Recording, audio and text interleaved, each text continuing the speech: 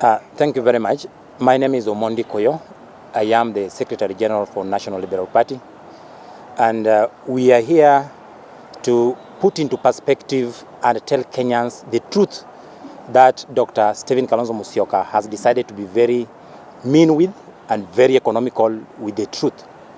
And first of all, we want to really appreciate the church for standing with the principles of democratic values and calling out liars and people who are actually at night, they are saying that they are saved, but during the day, that the people who are actually meting lots of evils upon the people of Kenya. It is important for the people of Kenya to understand the process on to how we really arrived at the IEBC selection panelist nominees that were representing the cluster under Azimio. Under Political Parties Liaison Committee, which is the nominating body, we had 3 clusters. The first cluster was that of Kenya Kwanza. Kenya Kwanza had got 2 candidates. Elections were conducted, winner declared, and there was no contention. Under non-parliamentary parties, there were 4 candidates. Elections were conducted, the winner was declared, there was no contention. Under Azimio la Umoja One Kenya coalition, where National Liberal Party belongs, elections were conducted. There were 2 candidates. Dr. Augustus Muli of National Liberal Party and Dr. Ambassador Koki Muli of Wiper Democratic Party. Elections were conducted by the Independent Electoral and Boundaries Commission under the supervision of the Office of the Registrar of Political Parties. The election results were declared in the presence of the 90 registered political parties in Machakos. No one this end has actually disputed the election results as were declared in Machakos. No one has actually disputed the process as to how we arrived at the nominees at the selection panel. Everyone else left the voting venue satisfied and contented with the results and the process that led to us having the selection panelists. We were taken aback when Wiper, who had actually preempted even what the law would be by nominating Ambassador Koki Muli even before the president even assented to the bill. When we raised the objections, they later received a letter addressed to the Secretary General of Azimio, Junet. The letter came from the Office of the Registrar and from the Clerk of the Senate, telling them that you cannot handpick a candidate. You must involve all the constituent parties. In Azimio, we had around 4 candidates before we had the final list. The Martha Karua party had a candidate, but they dropped out of the race. Wiper candidate was Koki Muli, National Liberal Party candidate was Dr. Augustus, and there was a candidate for Jubilee Party. There was also another candidate from CCU Party. All of them dropped out of the race, and then we were left with only 2 candidates to contest for these elections. Now, it is a total mischief, deceit, and it is actually really disappointing of a person of the stature of His Excellency Kalonzo Musyoka to start cheating the public and cheating the church, that the process as to which his preferred candidate was chosen was through the most democratic and a fair manner. We are therefore telling the Republic of Kenya, the church, and the people who really mean well for this country, that there was a vetting committee that was set up by legal government entities. The IEBC legal representative was present in that vetting committee that was vetting the candidates prior to the election. The Office of the Registrar of Political Parties had a legal representative. All the political parties chose their representative to sit in a 5-member committee that vetted all the candidates under all the 3 clusters. They vetted the candidates under the Kenya Kwanza cluster, they vetted all the candidates under the Azimio cluster, and they vetted the candidates all under the non-parliamentary parties. It cannot be that the legal entities that are actually funded by the taxpayers' money could all get it wrong. We've got very legal experts in the Office of the Registrar of Political Parties. We've got legal experts in the IEBC that cleared Dr. Augustus Muli to contest under the Azimio la Umoja One Kenya cluster. The law as established talks about Azimio coalition or minority coalition. The law does not talk about parliamentary party, even if you read it as is. It is just an afterthought na ukora na utapeli ya wanasiasa. Ile sasa mtu akishashindwa unajaribu sasa kutafuta how will I get my preferred candidate into the selection panel. We are actually calling out His Excellency Kalonzo Musyoka and his Wiper party The 16 political parties in Azimio chose in a democratic process to elect Dr. Augustus Muli of National Liberal Party as their preferred nominee to the IEBC selection panel. To this end, nobody, even Azimio itself, has not even complained to the IEBC on the issue of us contesting in the wrong category. And if that will be the case, how is it that in Kenya Kwanza, nobody is complaining that even one of the parties that contested there, because they'd got several candidates, nobody has complained that some of them were not non-parliamentary, because a case in point is the Communist Party of Kenya. He contested against the UDA candidate, Nicodemus Bore. How is it that you want to single out Azimio cluster that it is us who contested in the wrong category? It is not us who chose the category to contest in. Before elections, all parties were given the clusters where they belonged. Candidates campaigned and everyone else was satisfied. The vetting committee cleared all the candidates. After our win, that is when now they're starting running helter-skelter with lots of lies. We are telling the leadership of this country, and we are telling the select factional grouping within Azimio that wants to cause a lot of disturbance. If you are a serious presidential candidate, and you can't even organize 23 political parties within Azimio and accept election results, how then are you going to accept a result that is going to be conducted by IEBC in 2027 that will involve more than 26 million Kenyans? If you cannot even organize yourself within Azimio, you can't even accept results as declared by IEBC of only 16 political parties against your candidates who miserably lost with seven votes. How then are you going to accept results of 2027? It therefore means, as Azimio, you are only showing us that you are a weak candidate whom we should not even trust. As Azimio, you are only telling us that we are preparing for a very bad defeat in 2027. We thought as a party we are organizing on how we can remove the Kenya Kwanza regime from government.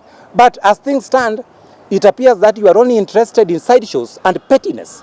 And as a political party under Azimio, we are actually telling the leadership, we are not climbing down unless we get an express court order. With us, we only obey what the law dictates, but we don't obey the law of the man.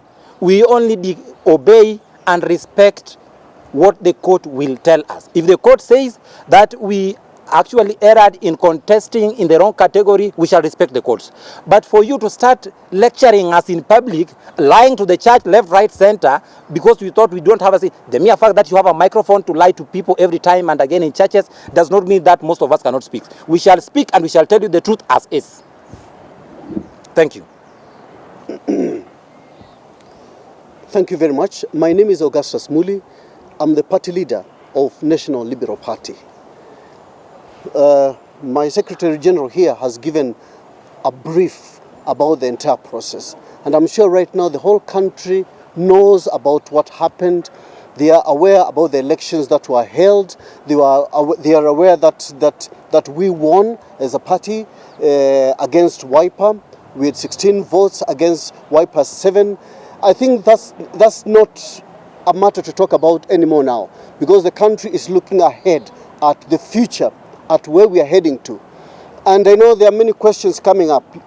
Just a few hours ago, His Excellency Kalonzo Musyoka claimed in public that I am a proxy of the government. I'm being used by the government. And I want to categorically say that this is a complete lie. I have been elected by 16 members in Azimio. 16 members out of 23 in Azimio. Where is the government's hand in all this? Even by the time the elections were held in July, Kalonzo was the leader of Azimio. He was the de facto because Raila was involved with other things. So he was in charge of that house, and in that house, the members of that house decided to give me the votes. So where does state proxy come in? This is just a language being used once somebody has lost. We went through a free and fair election and our party won. My candidature won. I've been backed by actual people. Actual parties have voted for me. And just as we must now see how to go forward as a country. I stated earlier that I'm willing to step down. I'm not cast in stone in this position.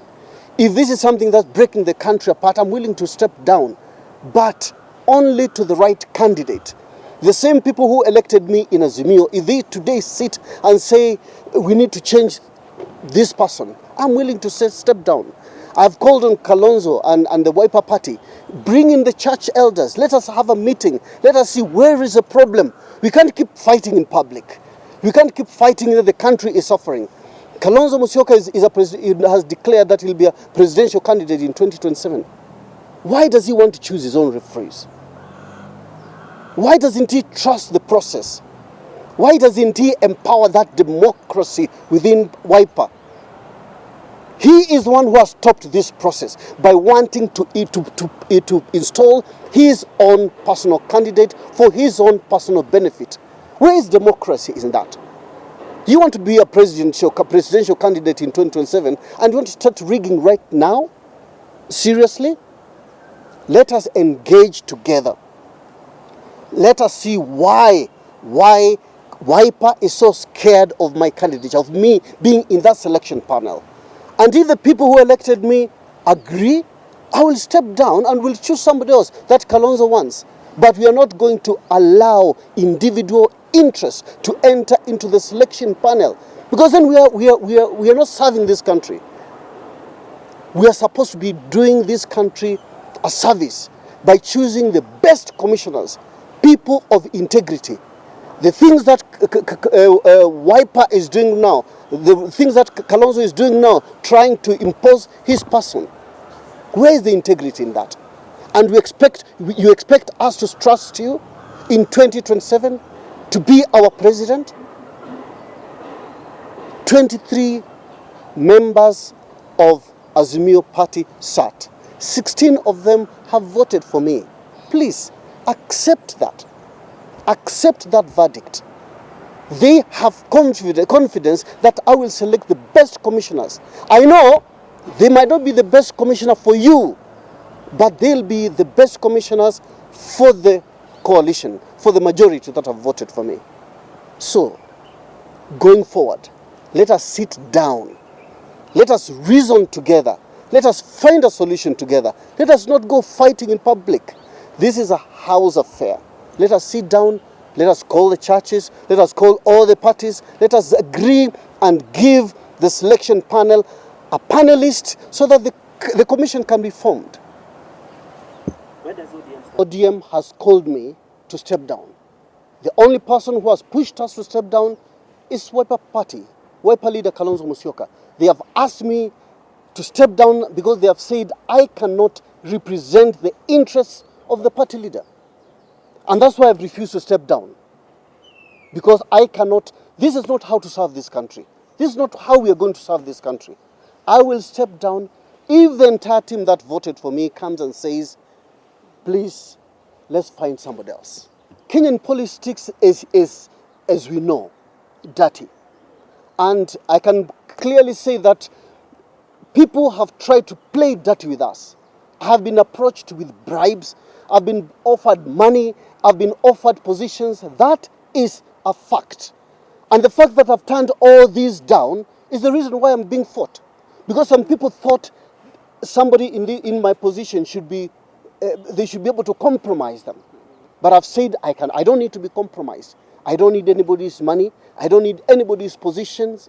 I'll fight for the positions. If it's applying to be a permanent secretary, I'll apply that independently. But I don't need to impress somebody so that I get that position. It's time as a country we started honoring integrity, not just corruption. We cannot continue doing the same things over and over again and expect different results. We want this country to be better. So I have said no to bribes. I have said I'll not be bribed with money. I'll not be bribed with positions. And this is why I am being fought. This is why people don't want me in that panel. Because I think they wanted somebody who they can send commissioners to. And us as a party, as National Liberal Party, we have said no. We have stood our ground. And that explains why 16 people voted for me. against Wipers 7-7. Thank you very much. My name is Chris from Empowerment and Liberation Party. First and foremost, I want to thank the media for actually coming for this presser. And also, my appeal is to the people of Kenya and to the nation of Kenya. I know at the moment right now, the country wants change in the country. But change without the right foundation, change which is based on lies, will not propel this country in the right direction. It's unfortunate Honorable Kalonzo Musyoka has of late in the past 2 weeks given ultimatum to the government of Ruto, the president of Ruto, that he must compel the courts to drop the complaints to drop their court cases in order to ensure that IEBC is to be formed. Well, the truth of the matter is that the government has not sued or brought any case against the formation of IEBC.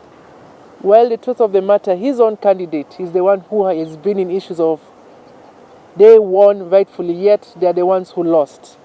My appeal to Honorable Kalonzo Musyoka is that being a statesman, as you are, and I believe as you have, being a person who globetrotted Africa, appealing to the governments to the matter of regard to ICC, I think the matter of lying to the nation that the government is involved, that is creating tension, as opposed to just saying that he's classed of Azimio, mostly between his difference between Honorable Augustus and Muli and Ambassador Muli is the main beef of contention in this nation. And I think it would be fair and square if he can just come up and clean, state that he wants his candidate, as opposed to dragging names and the nation into a personal fight which we are not aware of. I would like to point out something very important. The selection panel has 9 different members, and the 9 members include Law Society of Kenya have 2 slots, accountants have 1 slot, interreligious have 2 slots, Parliamentary Service Commission has 2 slots, and PPLC has 3 slots. Have you noticed this time around, none of the other nominees have made any statement because they know the truth of the matter. They know that the problem is not in the president's government, the problem is not with them, the problem is not with the non-parliamentary, the problem is within Azimio. And to go even further, ODM has not made any statement because ODM has no problem with the process. The problem is between Wiper and National Liberal Party. And my appeal to Honorable Kalonzo Musyoka, let's not mislead the nation with lies. Let's not put demands that the court must deal with the matter expediently. All cases must be withdrawn. That is also in a form being a dictator. Because if you say this must be done for this to happen, it means it's either your way or the highway. So I'm requesting him to put his differences aside, think of the best interests of the country now, not his best interests for himself, so that the country can move forward, and not to misdirect the public with wrong information, knowing very well that the country is already in a volatile state and is mistrust. Thank you.